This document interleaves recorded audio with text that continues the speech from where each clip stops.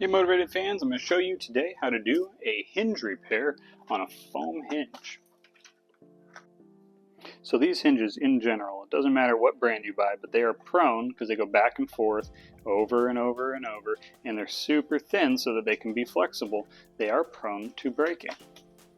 So I'll break this one on purpose. This is a perfectly good hinge, but I end up upgrading most of mine with blade hinges anyway, just for safety, so it doesn't happen during flight. So if they get pressed a little too hard, you can see they separate. So during installation of servo linkages or just moving them around and bumping them into things, people break these off all the time, or at least break them so that they separate a little bit. And I'm going to show you how to fix it. So first thing we need to do is clean this up. So let's pull this off completely. And this one wasn't too bad as far as leaving a bunch of marks, but sometimes there's some gunk here. So let's go ahead and take a razor blade and just clean off the existing hinge part that was there, so we have a nice flat surface to work with. Okay, that looks pretty good. Do the same thing on the rudder. Just looking for a clean, flat surface. Alright. So on a rudder like this, 2 hinges is probably more than enough. The wheel itself already has somewhere to hold, so this isn't relying on the strength of the rudder to actually hold the wheel on. This is just for directional. So we're going to do 2 hinges in this, one towards the top here. So I'm going to take a razor blade. I'm just going to cut directly into the center of it. I'm going to go in the depth of the hinge. Alright, let me show you what a blade hinge looks like so you understand a little better. So this here is a blade hinge. It's a nylon hinge. It's got a metal rod down the center of it and allows it to bend and fold, and it's super thin. So when we make this cut, we can now slide this hinge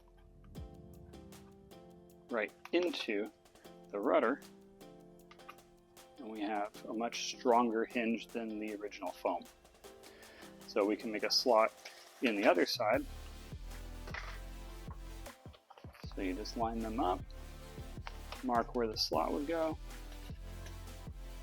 You want it to be as centered as possible. Press it in. It's okay if the cut is slightly bigger than the hinge. I'm going to do the same thing on this side, but pay attention to where you're doing it. I don't want to do it right here because this is where the elevator is going to go, and so there's other stuff that goes through here, and I don't want a hinge sticking out that I might have to trim off. So I'm going to go slightly above it. Find the center.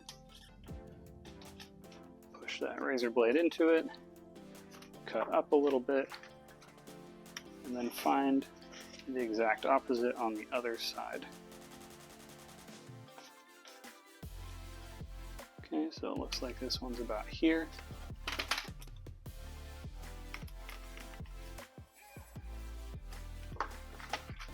Get another hinge.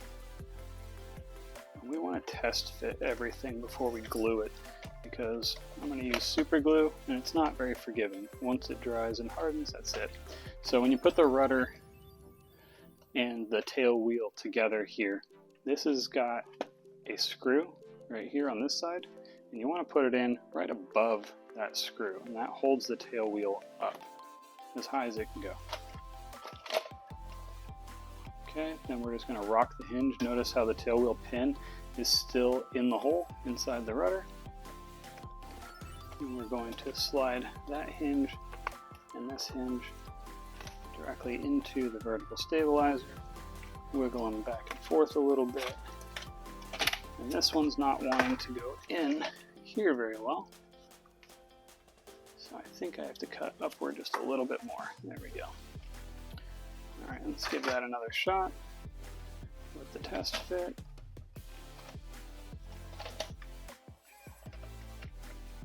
So, tail wheel, bottom hinge, top hinge, together so that only the center of the hinge is showing there, and then align it vertically to your liking. And now we have the rudder again. Now we just got to glue them into place. So I'm going to take these out, the blade hinges.